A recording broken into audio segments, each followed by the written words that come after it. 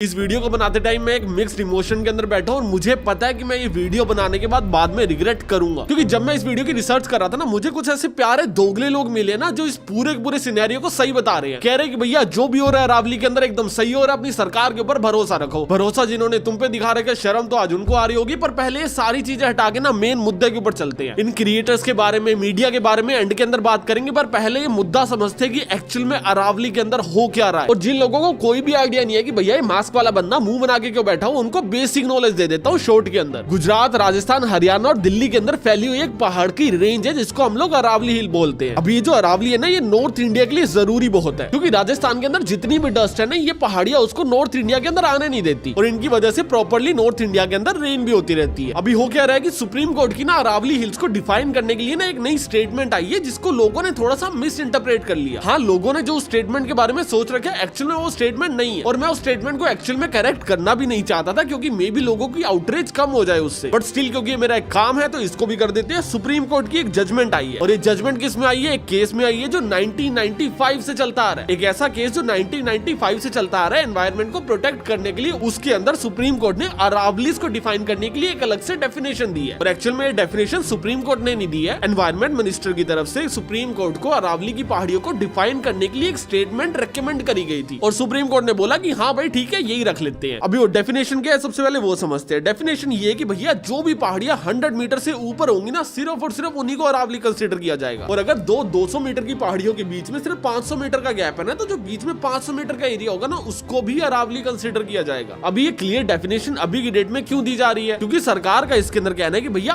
आज तक हम लोगों ने कभी भी अरावली क्या होती है एक्चुअल में उसकी क्लियर डेफिनेशन बनाई ही नहीं है। अरावली मोस्टली 4 स्टेट्स के अंदर है, हरियाणा के अंदर है, राजस्थान के अंदर है, गुजरात में और दिल्ली के अंदर है। और सभी स्टेट्स ने अपनी अपनी डेफिनेशन बना रखी थी कि भैया हम लोग ऐसे पहाड़ को अरावली बोलेंगे, हम लोग वैसे पहाड़ को अरावली बोलेंगे। सुप्रीम कोर्ट ने बोला कि भैया सबकी सेम जजमेंट बना दो जिससे माइनिंग को कंट्रोल किया जा सके और यही इसका एजेंडा भी था। एंड ये एजेंडा पूरा होता हुआ दिख भी रहा है, क्योंकि अगर आप लोग सिर्फ और सिर्फ 100 मीटर से ऊपर की पहाड़ियों को अरावली बोलोगे तो 90% जो पहाड़ है वो अरावली के अंदर कंसीडर ही नहीं होंगे, जिससे आप लोग उसके अंदर खुले में माइनिंग कर पाओगे और इलीगल माइनिंग रुक जाएगी। क्योंकि अभी जहाँ पे इलीगल माइनिंग हो रही है उसको आप लोग माइनिंग करने के लिए लीगल कर दोगे। एंड जो भी क्रिएटर सरकार का पैसा लेके सोशल मीडिया के ऊपर आके बोल रहे कि नहीं नहीं तू तो गलत समझ रहा है, तेरे को समझ नहीं आया एक्चुअल में स्टेटमेंट क्या है। एक काम करते हैं, आप लोग मेरे चैनल के ऊपर आ जाओ, 2 3 4 5 झुंड बना के आ जाओ, मुझे चलेगा। एक ओपन लाइव डिबेट करते हैं फैक्चुअल डेटा के ऊपर, उसके बाद देखते हैं कि आपके दिए हुए पैसे सच बोल रहे हैं या फिर मेरी जुबान। बट ठीक है, आपके फैक्ट्स को मैं एंड के अंदर डिनाई करूंगा, पर पहले दोबारा इसके ऊपर आते हैं। काफी क्रिएटर्स ये वीडियोस के अंदर बोलते दिख जाएंगे कि भैया आज से पहले कभी भी अरावलीज को डिफाइन ही नहीं किया गया। एंड ये स्टेटमेंट भी अपने आप के अंदर एक झूठ है, क्योंकि 2002 के अकॉर्डिंग अरावली के अंदर माइनिंग करना बैन कर दिया था। और अरावली कौन सी थी? एक चेन ऑफ माउंटेन्स जो गुजरात से लेके दिल्ली तक स्प्रेडेड है। अभी वो पहाड़ कैसे स्प्रेड हो रहे हैं, किस रो में जा रहे हैं, इसको थोड़ा सा और एक्सप्लेन करने के लिए इन्होंने क्या किया, इन्होंने बोला कि भैया थोड़ी सी क्लियर डेफिनेशन दे दो। 2006 के अंदर राजस्थान ने अपनी खुद की डेफिनेशन बना ली कि भैया जो भी पहाड़ 100 मीटर से ऊपर होंगे उसको अरावली मान लेंगे, बाकियों को नहीं मानेंगे। और गुजरात के अंदर, दिल्ली के अंदर, हरियाणा के अंदर इधर कोई क्लियर डेफिनेशन अभी तक नहीं आई थी। देन 2010 के अंदर फॉरेस्ट सर्वे ऑफ इंडिया ने डिफाइन किया कि भैया जो भी पहाड़ 3 डिग्री या फिर उससे ज्यादा के स्लोप के अंदर है वो अरावली है। बस हम लोग स्लोप देखेंगे, कोई भी जमीन से ऊपर चीज उठी हुई है 3 डिग्री या उससे ज्यादा टिल्टेड है तो भैया वो अरावली है। देन 2024 के अंदर इसको एक अलग से डेफिनेशन दी गई और अलग से डेफिनेशन पता है क्या दी गई? कोई भी पहाड़ जिसकी हाइट 30 मीटर या फिर उससे ज्यादा है, प्लस में एक और कंडीशन है कि भैया वो जो पहाड़ है वो 4.75 डिग्री स्लोप्ड होना चाहिए। अगर ये दोनों कंडीशन फुलफिल हो रही है तो उसका मतलब वो अरावली है, अगर नहीं हो रही है तो भैया वो अरावली है ही नहीं, जिसका मतलब आप लोग वहां पे जाके माइनिंग कर सकते हो। ये एक हाफ इंफॉर्मेशन है जिसको हम लोग थोड़ी सी देर के अंदर पूरा करते हैं। बट अगर हम लोग वो वाली स्टेटमेंट भी मान लेते तब भी 40% ऐसे पहाड़ थे जिनको अरावली कंसीडर किया जा रहा था। बट अभी एक नई कंडीशन आई है कि भैया 30 मीटर को छोड़ देते हैं, 100 मीटर या फिर उससे ऊपर वाली जो पहाड़ी है ना, सिर्फ और सिर्फ वही अरावली। और ये स्टेटमेंट क्यों लाई गई है? क्योंकि पहाड़ों को बचाया जा सके, अरावली के पहाड़ सेव कर सके। और एक्चुअल में इससे ये होगा भी, क्योंकि जो कटेंगे वो अरावली होगा ही नहीं, क्योंकि हमने नाम ही बदल दिया। सेम वही बात होगी, आपके ना 10 बच्चे, 5 बच्चे ऐसे जिनकी एज 20 साल से ऊपर और 5 बच्चे ऐसे जिनकी एज 20 साल से नीचे। हमने आपको बोला कि भैया हम लोग आपके सारे बच्चों को फ्री खाना देंगे। आपने बोला ठीक है भैया, 10 बच्चे है, 10 के 10 बच्चों को फ्री खाना मिलेगा। फिर हमने बोला कि भैया हम बच्चा उसी को कंसीडर करेंगे जिसकी एज 20 साल से ज्यादा है। जो 20 साल से कम है वो इंसान थोड़ी है, वो रोटी थोड़ी खाएगा। तो अभी हम लोग आपके 5 बच्चों को खाना फ्री में दे रहे और बोल रहे कि भैया आपका पूरा परिवार खा रहा है खाना। अगर ये वाली बात इलॉजिकल लगी तो ये पहाड़ों वाली बात भी सेम ही इलॉजिकल है। बट फिर हमारे एनवायरमेंट मिनिस्टर आगे बोलते हैं कि भैया हम लोग माइनिंग करने ही नहीं देंगे। ये पूरा का पूरा जो तामझाम किया गया है सिर्फ और सिर्फ अरावली को बचाने के लिए किया गया। और जो पहाड़ियां अरावली के अंडर कंसीडर नहीं भी होंगी, हम लोग उसके अंदर माइनिंग अलाउड नहीं कर रहे हैं। दिल्ली में माइनिंग नहीं होने वाली है एंड ये बात भी फैक्चुअल है। उनको आज की डेट में भी ग्रीन जोन डिक्लेयर कर रखे और वहां पे माइनिंग इलीगल कर रखी है। बट प्रॉब्लमेटिक ये चीज नहीं है कि भैया वो ग्रीन जोन है या फिर रेड जोन है। प्रॉब्लमेटिक ये चीज है कि भैया कल को वहां पे माइनिंग लीगल हो सकती है। अगर ये रूल हटने से पहले सरकार चाहती कि भैया एक काम करो, ये जो पहाड़ी एरिया है ना इसके ऊपर माइनिंग कर दो, तो सरकार ये डिसीजन दे ही नहीं पाती, क्योंकि सरकार के पास ये अथॉरिटी ही नहीं है। सरकार के पास ये पावर नहीं है कि वो पहाड़ों को खुदवा सके। इससे क्या होगा कि भैया जो भी 100 मीटर से नीचे की पहाड़ी है ना उसको खुदवाने की पावर सरकार के पास आ गई है। अभी कौन सा एरिया प्रोटेक्शन के अंदर आ रहा है, कौन सा फॉरेस्ट में आ रहा है, कौन सा ग्रीन जोन में आ रहा है, सारी चीजें डिक्लेयर करने की पावर गवर्नमेंट के पास है। और इस जजमेंट के बाद सारी की सारी जो पावर है वो गवर्नमेंट के पास ट्रांसफर हो जाती है। एंड मैं मान लेता हूं कि भैया आज की डेट में माइनिंग शुरू नहीं होगी क्योंकि सोशल मीडिया के ऊपर बहुत आउटरीच है। पर कल क्या होगा, परसों क्या होगा, उसके बाद क्या होगा, हम रोज सुबह उठ के एक एक पहाड़ी गिनते थोड़ी बैठेंगे। और अगर आप लोगों को एक्चुअल में अरावली को प्रोटेक्ट करना ही था तो ऐसी डेफिनेशन दो ना जिसमें सारी अरावली प्रोटेक्ट हो जाए। आपने दे दिया कि भैया 100 मीटर से ऊपर की अरावली है, उससे नीचे की अरावली नहीं है, पर हम लोग उसको ग्रीन जोन डाल देंगे, फॉरेस्ट जोन डाल देंगे, उसको अरावली के अंदर ही डाल दो। ये ग्रीन फॉरेस्ट ऐसे जोन बनाने की जरूरत ही नहीं पड़ेगी। डेफिनेशन लाओ कि भैया 10 मीटर या उससे ऊपर वाली सारी पहाड़ियां अरावली है। अब कोई खोद के दिखाए कोई भी अरावली को। इतना इलॉजिकल आर्ग्यूमेंट है ना कि भैया हम लोग प्रोटेक्ट करने के लिए लिमिट को बढ़ा रहे हैं, घटा नहीं रहे हैं, बढ़ा रहे हैं। आप लोग लिमिट बढ़ा नहीं रहे हो, आप लोग जनता का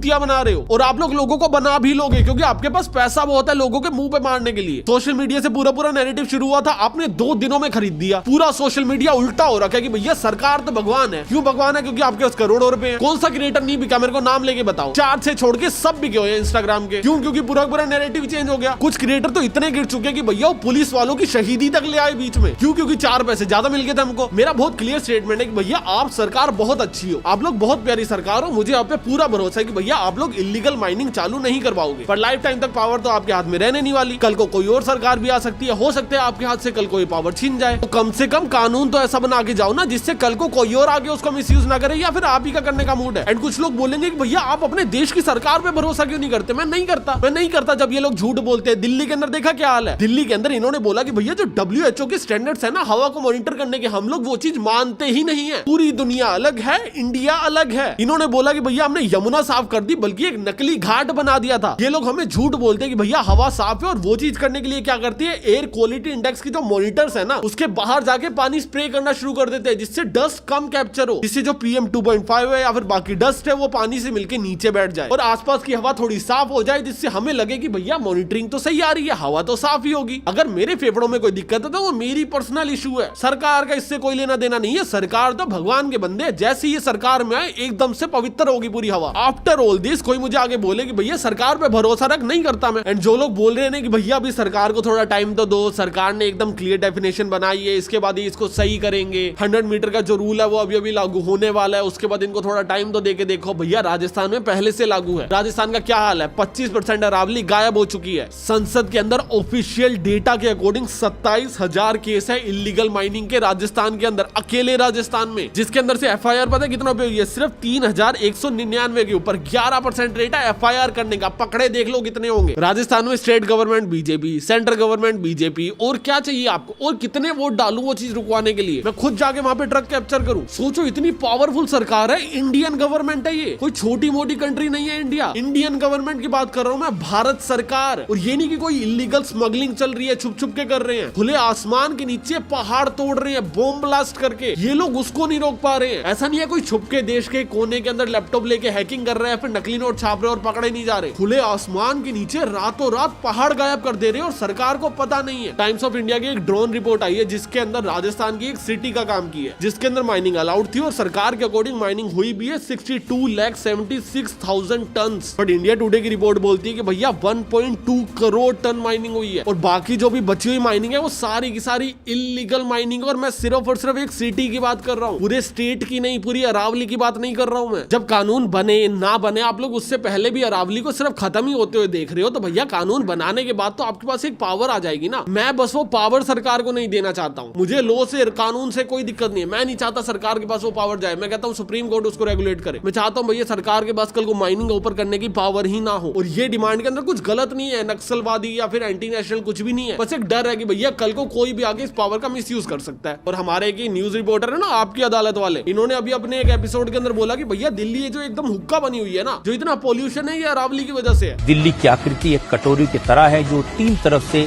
अरावली की पहाड़ियों से घिरी है, इसीलिए प्रदूषित हवा दिल्ली में कैद हो जाती है। एंड मैं ना फैक्चुअल डेटा से डिनाई नहीं कर पाऊंगा चाहे कुछ भी हो जाए। एक्चुअल में अरावली की वजह से दिल्ली हुक्का बनी हुई है, क्योंकि जब अरावली हट जाएगी तो दिल्ली हुक्का भी बनी रहेगी, साथ साथ में डस्ट स्टॉर्म भी आ जाएंगे, साथ साथ में पानी की कमी भी हो जाएगी। तो अभी जो सिर्फ एयर पोल्यूशन है वो अरावली की ही गलती है, क्योंकि बाद में पानी की भी कमी होगी अगर अरावली हट गई और रेत भी बढ़ जाएगी। अभी आगे बढ़ने से पहले ना तुम लोग मेरी एक चीज समझो कि मैं ना कभी भी किसी भी क्रिएटर का ना पब्लिकली नाम लेना नहीं चाहता हूँ। और मैं पब्लिकली नाम इसलिए नहीं लेना चाहता हूँ क्योंकि ये प्रफुल्ल जैसे जो लोग हैं ना, मैं इनसे इवेंट्स में मिलता हूँ, मैं मिला हूँ इस बंदे से 1-2 इवेंट्स के अंदर, और मैं बहुत सोच रहा था कि भैया ऐसे पब्लिकली किसी को कॉल आउट करना, उसको बताना कि भैया ये तो गलत चीज कर रहा है, जिससे लोगों का भला हो सके। क्योंकि अभी की डेट में एक्चुअल में काफी लोग ग्राउंड के ऊपर काम कर रहे हैं, काफी लोग ऐसे हैं जो इन्वायरमेंट को प्रोटेक्ट करने के लिए धरने दे रहे हैं, झंडे लेके निकले हुए हैं। तो उनके एफर्ट्स के ऊपर किसी भी आदमी को पानी डालते ही नहीं देख सकता ना। तो ऐसे लोगों को कॉल आउट करना मेरे लिए एक बहुत नेगेटिव फैक्टर है। एक तो कॉल आउट करते टाइम मैं लाखों रुपए की डील को लात मारता हूँ। जो एजेंसी मेरे पास डील लेके आई थी और बाकी एजेंसीज भी जो इस वीडियो को देखेगी, वो लोग कल को मुझे पेड पार्टनरशिप ऑफर करनी बंद कर देंगे। उनको लगेगा भैया इसको बोलेंगे तो भैया कल को पब्लिक ना कर दे। और तीसरा, जब मैं ऐसे क्रिएटर से किसी भी इवेंट के अंदर मिलूंगा तो मुझे लग रहा था यार मुझे कितनी शर्म आएगी ना, क्योंकि मैंने इनके ऊपर वीडियो बना रखी है। But then lately I realize कि भाई शर्म मुझे थोड़ी आएगी, इनको आएगी। गलत काम मैं थोड़ी करके बैठा हूँ, गलत काम तो ये लोग करके बैठे हैं ना। एंड ऑनेस्टली स्पीकिंग कि भैया मेरे पास पेड पार्टनरशिप आई, मैंने उसको रिजेक्ट कर लिया। And I really don't care कि भैया कौन क्या कर रहा है। और हाँ, प्रफुल्ल के अलावा ये सारे क्रिएटर्स ने वीडियो बनाई है, पर मैं प्रफुल्ल को क्यों टारगेट कर रहा हूँ? मेरी क्या कोई इससे पर्सनल दुश्मनी है? And the answer is no. The problem is कि भैया इस बंदे ने सबसे घटिया वीडियो बनाई है और सबसे ज्यादा नंबर ऑफ व्यूज लिए। ये पूरा का पूरा जो भी ऑफलाइन प्रोटेस्ट चल रहा है, ये सिर्फ और सिर्फ सोशल मीडिया पावर की वजह से ही चल रहा है। सोशल मीडिया से लोगों को पता चला कि भैया अरावली कट रही है, कट सकती है, या फिर जो भी जजमेंट आई है, या फिर सो ऑन थिंग, उसकी वजह से लोग एक जगह इकट्ठे हुए और पावर उठा रहे हैं, अपनी बात उठा रहे हैं। सोशल मीडिया पे तुम ये नैरेटिव बना दोगे कि भैया जो भी हो रहा है सही हो रहा है, तो ये सारी आवाजें दब जाएंगी। लोगों को लगेगा यार हमें किसी ने मिसलीड कर दिया और उसके बाद हम लोग सड़क पे आ गए, कितनी गलत चीज हुई है हमारे साथ। एंड पीआर कैंपेन सारे करते हैं भाई, बस जितना घटिया इस आदमी ने किया ना उतना ज्यादा घटिया नहीं करते हैं। लाइव इस बंदे की वीडियो के ऊपर अभी रिएक्ट करता हूँ। प्रफुल्ल ने मुझे इंस्टाग्राम स्टोरी के ऊपर रिप्लाई दिया और उसका कहना है कि मैं उसको बिलो द बेल्ट हिट कर रहा हूँ, मेरी बातों में कोई फैक्ट्स नहीं है और मैं बातें तोड़ मरोड़ के दिखा रहा हूँ। मैंने फैक्ट्स लगा के एक वीडियो डाला था, उसके बाद कुछ लोग मेरे को डिमीन कर रहे हैं, बिलो द बेल्ट हिट कर रहे हैं। प्रफुल्ल का कहना है कि उसने एक 3 मिनट की वीडियो बनाई थी जिसके अंदर कोई भी फैक्चुअल एरर हो ही नहीं सकते, और अगर है तो उसको दिखाया जाए। मुझे डिमीन करने के लिए वीडियो बनाया तो उसमें मेरा पार्ट तो 1 मिनट का रखेगा, अपना 2 मिनट का रखेगा,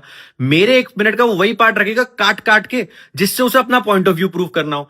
मेरे को फैक्चुअली गलत प्रूफ करने के लिए उसे मेरी पूरी वीडियो दिखानी पड़ेगी, वो दिखाएगा तो फैक्चुअली गलत प्रूफ कर ही नहीं पाएगा। और वीडियो को काट के ना दिखाया जाए, 3 मिनट की पूरी वीडियो को दिखाया जाए। तो चलो एक काम करते हैं, 3 मिनट की पूरी वीडियो को दिखाते हैं और उसके अंदर फैक्चुअल एरर दिखाते हैं। एंड क्योंकि मैं आपकी इतनी बात रख रहा हूँ, 3 मिनट की वीडियो शॉर्ट्स में कवर कर रहा हूँ, तो छोटा सा काम आप भी कर देना जनाब। जब अगला रिप्लाई दो ना तो ये बता देना कि ये जो वीडियो बनाई थी इसके लिए पैसे मिले थे या फिर नहीं मिले थे, बस हाँ या ना कर देना। और अगर मिले थे और किसी ने दिए थे तो क्यों दिए थे? क्या आपकी बाकी वीडियोस के लिए भी दिए जाते या फिर स्पेसिफिकली इसी वीडियो के लिए दिए गए? और अगर दिए गए थे तो क्यों दिए गए थे, एक बार थोड़ा सा क्लियर कर देना जनाब। अभी आपकी पूरी वीडियो को फैक्ट वाइज देख लेते हैं। हाफ नॉलेज होना नॉलेज ना होने से ज्यादा डेंजरस होता है। अरावली के केस ने यह प्रूव कर दिया है। इतनी आवाजें उठी कि अरावलीज खत्म हो जाएंगी, माउंटेन्स खत्म हो जाएंगे, पोल्यूशन बढ़ जाएगा, ग्राउंड वाटर खत्म हो जाएगा, और रियलिटी क्या सामने आई? सुप्रीम कोर्ट ये इसलिए कर रहा था जैसे कि अरावलीज को बचाया जा सके। स्टैट से बताता हूं, पैरों के नीचे से जमीन खिसक जाएगी।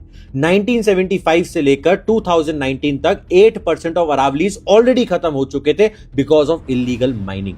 2059 तक 22% ऑफ अरावलीज खत्म हो जाते हैं। जो 2018 में सुप्रीम कोर्ट ने कमिटी बनाई थी, उन्होंने अपनी रिपोर्ट में बोला था कि 1/4 ऑफ अरावलीज पिछले 50, 60, 70 साल में खत्म हो चुके हैं। अब तो हम लोग एक काम करते हैं, 90% अरावलीज के ऊपर से अरावली का टैग ही हटा देते हैं, जिससे कल को अगर इलीगल माइनिंग हो भी रही होगी तो हम बोलेंगे कहीं और हो रही है, अरावली के अंदर थोड़ी हो रही है, वो अरावली थोड़ी, वो तो पत्थर है। इन सबको बचाने के लिए सबसे पहले डिफाइन करना पड़ेगा कि अरावलीज क्या है, और यही सारे फेक नरेटिव, प्रोपेगेंडा स्प्रेड हुआ। बात ये समझिएगा, उन्होंने बोला कि पहले तो जो राजस्थान की 2002 की जो स्टडी थी स्टेट गवर्नमेंट की, और वो जो 2006 में इंप्लीमेंट हुई कि 100 मीटर से ऊपर वाली अरावली हिल्स है, इसका मतलब सबसे पहले इसके ऊपर बात करते हैं कि भैया राजस्थान की 2002 की एक स्टडी को इंप्लीमेंट कर दिया गया। 2006 से अरावली की जो डेफिनेशन राजस्थान के अंदर थी वो ये थी कि भैया 100 मीटर से ऊपर वाली पहाड़ी को अरावली गिना जाएगा, और उससे नीचे वाली जितनी भी पहाड़ी है वो पत्थर है, वो पहाड़ नहीं। तो अभी राजस्थान का मॉडल उठा के पूरे नॉर्थ के अंदर इंप्लीमेंट किया जा रहा है। इसका मतलब यही होगा कि भैया राजस्थान का जो भी मॉडल इंप्लीमेंट किया गया था वो एक सक्सेसर होगा। बट अगर तुम लोग डेटा देखोगे तो 2018 तक राजस्थान के अंदर 247 स्क्वायर किलोमीटर तक अरावली खत्म कर दी थी। थी और यही नंबर हरियाणा के अंदर 3.3 स्क्वायर किलोमीटर था और गुजरात के अंदर ये नंबर 27 किलोमीटर था। अगर आप लोग एक डेफिनेशन लेने बैठे हो तो आप लोगों ने वो स्टेट की उठाई भैया जो अरावली के पहाड़ बचाने में एकदम वर्स्ट परफॉर्म कर रही है, उसकी डेफिनेशन को उठाते और नॉर्थ इंडिया के अंदर लागू कर देते हो। उसके पीछे सेंस क्या था, ये मेरा सवाल है। और एक्चुअल में अगर अरावली को प्रोटेक्ट करना ही एजेंडा था तो जो 100 मीटर की डेफिनेशन है उसको 100 पे क्यों लाया गया, उसको 10, 15, 50 पे क्यों लेके गए। और जो लोग ये बोलने वाले ना कि भैया 100 मीटर होता है ना, उससे ऊपर की जितनी भी पहाड़ियां होती है उसके अंदर ज्यादा खनन मिलते हैं, ज्यादा मिनरल मिलती है, वो ज्यादा प्रॉफिटेबल होते हैं और नीचे वाले कम प्रॉफिटेबल होते हैं। वैसे तो इसको सपोर्ट करने के लिए मुझे कोई आर्टिकल मिला नहीं, पर फिर भी एक बार को मान लेते हैं कि भैया वो ज्यादा प्रॉफिटेबल होता होगा, नीचे वाला कम होता होगा। पर नीचे वाला भी प्रॉफिटेबल होता है। आपने 10, 15, 20 मीटर को नहीं छोड़ा, आपने नीचे वाले 100 मीटर्स को माइनिंग करने के लिए अलाउड कर दिया। ये नहीं है बाकी सबको हटा दिया जाएगा और माइनिंग के लिए ओपन कर दिया जाएगा, बाकी भी इक्वली प्रोटेक्टेड है। यहाँ पे थोड़ा सा फैक्ट चेक करना चाहूंगा जनाब, क्योंकि वो इक्वली प्रोटेक्टेड तो नहीं है। समझो कि सुप्रीम कोर्ट की नवंबर की जजमेंट से पहले अरावलीज को 3 तरह से प्रोटेक्शन मिली हुई थी। पहली प्रोटेक्शन थी द नोटिफिकेशन पावर, जिसके अंदर एनवायरमेंट प्रोटेक्शन 1986 के अंदर वहां पे रूल बनाया गया था कि भैया आप लोग वहां पे पेड़ नहीं काट सकते हो, ना ही आप लोग वहां पे माइनिंग कर सकते हो, ना ही वहां पे कोई भी इंफ्रास्ट्रक्चर बिल्ड कर सकते हो। और अगर आपको ऐसी कोई भी चीज करनी है तो आपको सेंट्रल गवर्नमेंट से पहले परमिशन लेनी पड़ेगी, उसके बाद कर पाओगे। सेकंड जो प्रोटेक्शन दी गई थी अरावलीज को वो थी सुप्रीम कोर्ट प्रोटेक्शन, जिसके अंदर 2002 के अंदर अरावलीज के अंदर काफी ज्यादा इलीगल माइनिंग चल रही थी और सुप्रीम कोर्ट ने एक जजमेंट पास करी थी, जिसके अंदर उन्होंने बोला था कि भैया अगर आप लोगों को राजस्थान और हरियाणा के अंदर माइनिंग करनी ही है तो आपको पहले सेंटर से पूछना पड़ेगा, स्टेट बीच में नहीं बोल सकती। आप लोग जाके सेंटर से परमिशन लेके आओ, उनसे लाइसेंस लेके आओ, उसके बाद आप लोग माइनिंग करना। और जब 2008 के अंदर सुप्रीम कोर्ट ने इसको रिव्यू किया तब भी इलीगल माइनिंग चल रही थी, तो सुप्रीम कोर्ट ने एक लॉ लाया कि भैया इसके ऊपर ब्लैंकेट बैन लगा दिया जाएगा। दैट मींस अगर आपके पास लाइसेंस है आप लोग तब भी माइनिंग नहीं कर सकते, गवर्नमेंट नए लाइसेंस इश्यू नहीं कर सकती माइनिंग के लिए, और किसी भी कंडीशन के अंदर माइनिंग नहीं होगी। और तीसरी प्रोटेक्शन थी फॉरेस्ट प्रोटेक्शन की, भैया जो भी एरिया फॉरेस्ट एरिया के अंदर आता है उसके ऊपर प्रोटेक्शन लगाई जाती है और उसको आप लोग माइनिंग करने के लिए, पेड़ काटने के लिए यूज नहीं कर सकते। पर किसी भी एरिया को फॉरेस्ट प्रोटेक्शन से हटाना स्टेट और सेंट्रल गवर्नमेंट के हाथ में होता है, अनटिल अनलेस सुप्रीम कोर्ट जान के उसके अंदर इंटरफेयर करना चाहे। अगर सुप्रीम कोर्ट उसके अंदर इंटरफेयर नहीं करना चाहती तो स्टेट और सेंटर मिलकर उस प्रोटेक्शन को हटा सकते हैं। अभी ये नई जजमेंट के बाद क्या हुआ, 5 तरह से प्रोटेक्शन मिली। सबसे पहले ब्लैंकेट बैन को एकदम से हटा दिया गया, सुप्रीम कोर्ट का बीच में से रोल ही हट गया। सुप्रीम कोर्ट ने बोला था कि भैया किसी भी तरह की माइनिंग इलीगल होगी, जो कि अभी नहीं है, क्योंकि अभी 100 मीटर का एक बेंचमार्क सेट कर दिया गया कि भैया उससे ऊपर पहाड़ है, उससे नीचे पत्थर है। सेकंड सेफ्टी है फॉरेस्ट प्रोटेक्शन, जैसे पहले दे रखी थी वैसे अभी दे रखी है, पर उसको सेंट्रल और स्टेट गवर्नमेंट मिलकर हटा सकती है। तीसरी प्रोटेक्शन थी द नोटिफिकेशन पावर, जिसके अंदर एनवायरमेंट प्रोटेक्शन एक्ट के अंदर उनको सेफ्टी दी गई थी। अभी एनवायरमेंट प्रोटेक्शन एक्ट के अंदर सेफ्टी उनको दी जाती है जो पहाड़ होते हैं, आपने इनको पहाड़ से ही हटा दिया। तो जो भी 100 मीटर से ऊपर है, हाँ डेफिनेटली आज भी उनको प्रोटेक्शन है, पर जो 100 मीटर से नीचे है उनके पास प्रोटेक्शन हट गई। और 2 प्रोटेक्शन दी गई है, जिसको मैं थोड़ा सा आगे एक्सप्लेन करता हूँ, क्योंकि उसके ऊपर हमारे प्रफुल्ल सर ने भी कुछ बोला है। तो पूरा सिस्टम के लिए सुप्रीम कोर्ट ने एक सिस्टम बनाया कि एक टेक्निकल टीम बैठेगी जो पूरा गुजरात से लेके राजस्थान तक सब कुछ नोटिस करेगी और उसके बाद डिसाइड किया जाएगा कि कहां पर हमें माइनिंग करने देना है। और अभी के लिए सब पे स्टे लगा दिया। सर थोड़ा सा फैक्ट चेक कर दूं, ये टीम सुप्रीम कोर्ट नहीं बिठा रही है, ये टीम एनवायरमेंट मिनिस्ट्री की है। और ये वही एनवायरमेंट मिनिस्ट्री है जिन्होंने 100 मीटर का प्रपोजल दिया था, जिसके खिलाफ ऑलरेडी आधी से ज्यादा दुनिया है, लोग उसी के खिलाफ तो प्रोटेस्ट कर रहे हैं। तो लास्ट की 2 यही प्रोटेक्शन थी कि भैया तब तक माइनिंग को बैन कर दिया जाएगा जब तक गवर्नमेंट कोई भी सस्टेनेबल प्लान नहीं देगी। और प्लान कौन सी गवर्नमेंट दे रही है, जिसने ऑलरेडी 100 मीटर को अलाउ करवाया। तो जैसे ही 100 मीटर के ऊपर कैसे और किधर माइनिंग करनी है उसका एक प्लान सुप्रीम कोर्ट के अंदर दे दिया जाएगा, माइनिंग शुरू हो सकती है। अब बोल सकते हो कि भैया अभी नहीं होगी, अगले साल नहीं होगी, क्योंकि आउटरीच हो गई है। अभी लोगों को समझ आ गया, नहीं सांस भी तो जरूरी है, वो भी तो साफ आनी चाहिए। हर किसी को इतने पैसे तो मिल नहीं रहे कि भैया वो एयर प्योरीफायर ले ले 3-4 अपने घर पे, है ना। बाकियों के घर पे तो वही धूल मिट्टी वाली हवा आ रही है सर अभी भी। और इतना तक किया कि जो अरावली, मतलब आप समझ लो 100 मीटर तो छोड़ो, जो 100 मीटर के ऊपर है उसके बाद भी जो नीचे का एरिया है ना, जैसे 2 अरावली रेंजेस के बीच 500 मीटर का एरिया है, वो भी प्रोटेक्टेड रहेगा। सर इसको भी एक काम करो, पूरा बताओ, 2 पहाड़ों के बीच में अगर 500 मीटर का गैप है तो जो बीच वाला एरिया उसको अरावली गिना जाएगा। बट अगर वो गैप 501 मीटर, 600, 700, 1000 या 2000 मीटर का है तो वो बीच वाले एरिया को अरावली नहीं गिना जाएगा। और ऐसी कितनी पहाड़ी है जो 500-500 मीटर के गैप के अंदर और बीच वाले एरिया को अरावली गिन रही है, इसका कोई रियल डेटा अभी मार्केट के अंदर नहीं है। तो बोलना कि देखो हम लोग इस तरह से ही प्रोटेक्शन दे रहे हैं और इससे कितना इफेक्ट होने वाला है, इसके ऊपर हम लोग अभी डिबेट कर ही नहीं सकते। अभी इधर प्रफुल्ल सर हमें बताते हैं कि भैया पैसे से क्या क्या खरीदा जा सकता है। और ये सिर्फ एनवायरनमेंट को बचाने के लिए नहीं, उन ऑफिसर्स को बचाने के लिए भी किया जा रहा है जिन्होंने अपनी जान दे दी अरावलीज को बचाते बचाते।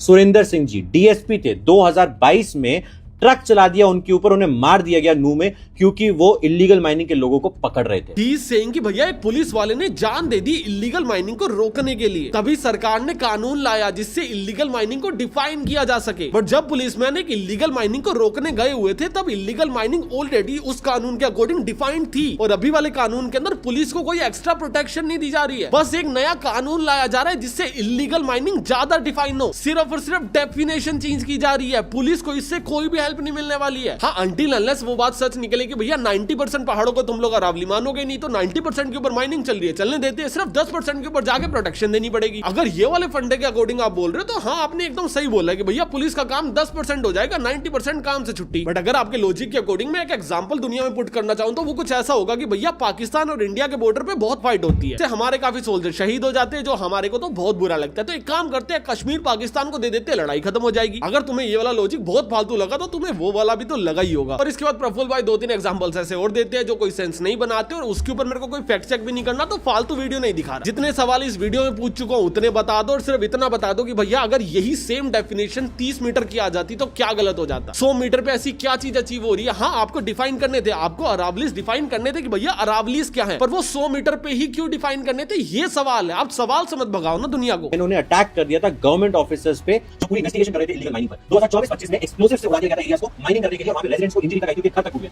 इन सब को चेंज करने के लिए, इन सारी चीजों को रोकने के लिए एक क्लियर डेफिनेशन बनाई जा रही थी, जैसे गुजरात से। नाउ ही इज सेइंग कि भैया सारी चीजों को रोकने के लिए क्लियर डेफिनेशन बनाई जा रही थी जिससे इनको रोका जा सके। अगर इनको रोकने के लिए डेफिनेशन बनाई जा रही है, दैट मींस आप लोग इन चीजों को अभी इलीगल डिक्लेयर कर रहे हो। बट आपके अकॉर्डिंग जो भी पहले हुआ वो ऑलरेडी इलीगल था, तो मतलब वो ऑलरेडी डिक्लेयर था। तो अभी आपने क्या किया, अभी आपने लिमिट्स को पुश कर दिया। जो पहले 30 मीटर थी वो अभी 100 मीटर हो गई, तो कल को अगर 30 मीटर, 40 मीटर, 50 मीटर टूटेगा तो वो इलीगल नहीं होगा, क्योंकि वो अरावली नहीं है। And that is the main problem, वो अरावली नहीं बचेगा। कल को आप आगे बोलोगे अरावली सेफ है, यस, क्योंकि अरावली है ही नहीं वो जो अब तोड़ रहे हो, आपने नाम बदल दिया। सेम वही एग्जांपल कि भैया 10 बच्चे हैं, 10 का नाम राहुल है, आपने क्या किया, 7 बच्चों को बोला आज से तेरा नाम श्याम है, और पब्लिकली जाके बोल रहे हो सारे राहुल सेफ है। अरे 7 बच्चों का नाम बदल दिया आपने, और आप ये नहीं कह रहे 10 बच्चे सेफ रहेंगे, आप कह रहे हो सारे के सारे राहुल सेफ रहेंगे। यही प्रॉब्लम है सबसे बड़ी, और सभी ने इसके ऊपर वीडियो बनाई है, मुझे उससे कोई ज्यादा दिक्कत नहीं है। पर आप ये पुलिस वाले का केस क्यों लेके आए बीच में, क्यों इमोशनल एंगल डाल रहे हो? भाई वो किसी का पति या बाप होगा, तेरी तो बस एक पेड पार्टनरशिप है। आफ्टर ऑल दिस मेरे पास इस चीज को टैकल करने के सिर्फ और सिर्फ 2 तरीके हैं। पहला कि भैया पैसे लो, चुपचाप बैठ जाओ एंड नथिंग हैपेंड। सेकंड कि भैया इस चीज के खिलाफ आओ, आप लोगों को बताओ कि भैया एक्चुअल में चल क्या रहा है, और उसके बाद चुपचाप हाथ में हाथ रख के बैठ जाओ। और मैं दोनों तरीके नहीं अपना रहा, मैं जा रहा हूँ तीसरे तरीके के ऊपर, वो है एंटी गवर्नमेंट। मेरा एक बहुत सिंपल सा फॉर्मूला है कि भैया मार्केट में पैसे बांटे जा रहे हैं, कौन बांट रहा है? सुप्रीम कोर्ट दे रही है, गवर्नमेंट दे रही है, या वो माइनर्स दे रही है? किसी का फायदा है तभी एक क्रिएटर को 5-5, 6-6 लाख रुपए मिल रहे हैं ना। किसका फायदा हो रहा है यहाँ पे? किसके फायदे के लिए सोशल मीडिया पे नैरेटिव बदला जा रहा है? कैसे 2 दिनों के अंदर अंदर 30-40 क्रिएटर ने अरावली के सपोर्ट में वीडियो बना दी। और अभी प्रॉब्लम पता क्या है, मैं भी ना बाय प्रोफेशन एक मार्केटर ही हूँ, मुझे सब समझ आती है कि भैया क्या चीज मार्केटिंग है, सारे के सारे कैंपेन्स आ जाते हैं, कोई कंपनी मुझे अप्रोच करे ना करे, मुझे पता होता है मार्केट में क्या चल रहा है। और अगर नैरेटिव चेंज करना है तो भैया हमें भी आता है, और अगर तुम लोग मेरे साथ हो ना तो इस नैरेटिव को चेंज करते हैं। I am gonna create a video for Instagram, क्योंकि वहां पे ज्यादा रीच आती है, क्योंकि शॉर्ट्स पे ज्यादा व्यूज आते हैं, जिसके अंदर मैं पब्लिक को अवेयर करूंगा कि भैया सारे के सारे क्रिएटर्स पेड मार्केटिंग कर रहे हैं। एक्चुअल में अरावलीज अभी भी खतरे में हो सकती है इसलिए क्योंकि कल को मेरे को गवर्नमेंट आके ये ना बोलते कि भैया ये एंटी नेशनल है। एंड आप लोगों को सोशल मीडिया क्रिएटर्स के बारे में नहीं सुनना चाहिए, और आपको खुद से स्टडी करनी चाहिए। एंड गवर्नमेंट ने इलीगल होने के बाद भी काफी सारी माइनिंग्स को नहीं रोक पाई और नाकामयाब रही है इसके अंदर। मैं इसकी एक शॉर्ट वीडियो बनाऊंगा और उसको मीम पेजेस के ऊपर प्रमोट करवाऊंगा। अभी उसको प्रमोट करवाने के पैसे कहां से आएंगे भैया? मैं लाखों रुपए ऑलरेडी ब्रांड डील से मना कर चुका हूं, फ्यूचर प्रमोशंस के लिए मैं ना बोल चुका हूं, तो मैं मेरी जेब से ज्यादा खर्चा नहीं कर सकता। ये वीडियो जितना पैसा जनरेट करेगी, मैं सारा का सारा पैसा विद स्क्रीनशॉट 1 हफ्ते बाद डिस्क्रिप्शन के अंदर पिन करके लगा दूंगा। अभी ये वीडियो जनरेट करे 200 रुपए, ये वीडियो जनरेट करे 2 करोड़ रुपए, सारा का सारा पैसा सिंगल पैसा जाएगा अपनी प्रमोशन के अंदर, जिसका पूरा का पूरा एजेंडा ये होगा कि भैया अगेन सोशल मीडिया के नैरेटिव को बदल दिया जाए। एंड मैं मीम मार्केटिंग इसलिए यूज कर रहा हूं क्योंकि कॉस्ट ऑफ व्यूज काफी कम होती है उसके अंदर, जिससे हम लोग कम कॉस्ट के अंदर ज्यादा इस वीडियोस को फैला पाएंगे और नैरेटिव को फैला पाएंगे। और अगर तुम लोग भी इसके अंदर सपोर्ट करना चाहते हो तो तुम्हारे पास भी 2 तरीके हैं। पहला, इस वीडियो के नीचे थैंक्स का ऑप्शन आ रहा होगा, उसके अंदर तुम लोग कितने भी पैसे मुझे भेज सकते हो। जितने ही पैसे तुम लोग मुझे इस वीडियो के ऊपर भेजोगे वो मेरे एडसेंस रेवेन्यू के अंदर रिफ्लेक्ट होंगे। 1 हफ्ते बाद मैं उस पूरे रेवेन्यू का स्क्रीनशॉट लूंगा और तुम्हें दिखाऊंगा कि एक पैसा पीआर मार्केटिंग के अंदर स्पेंड हुआ है विद बिल। बट तुम में से काफी लोग ऐसे होंगे जिनके पास पैसा नहीं होगा, दिल भी लाइक कि भैया हम प्रमोट नहीं कर सकते, हम पे नहीं कर सकते, विच इज फाइन। तो आप लोग दूसरे क्रिएटर्स को टैग कर सकते हो कि भैया इसके ऊपर वीडियोस बनाओ, जो भी 4-5 बचे हुए क्रिएटर्स हैं उनको टैग करो। एंड ये वीडियो फ्री टू यूज है, इसकी क्लिप्स काटो, कहीं पे भी सर्कुलेट करो, आपको कोई कॉपीराइट नहीं आएगा। रीअपलोड मार दो, सोशल मीडिया पे काटो, कहीं मर्जी बेचाओ वीडियो, जीरो कॉपीराइट है इस वीडियो के ऊपर, बस इसको फैलाओ एंड स्पेशली उस वीडियो को काट के फैलाओ कि भैया सोशल मीडिया के ऊपर एक प्रोपेगेंडा चल रहा है। एंड ये मेरा बेस्ट है जो मैं कर सकता हूँ, मैं तुम्हारे बेस्ट की वेट करूंगा। अगर तुम लोग पे करना चाहो, नीचे थैंक्स का बटन आ रहा होगा, उसके अंदर कोई भी अमाउंट सिलेक्ट करके आईफोन, एंड्रॉइड, पीसी, विंडो कहीं से भी जाके तुम लोग कर सकते हो। और अगर मैं तुम्हें इंस्टाग्राम स्क्रॉल करते हो किसी भी मीम पेज के ऊपर दिख जाऊं, दैट मींस हमारा ये कैंपेन काम कर रहा है। See you guys in the next video, तब तक के लिए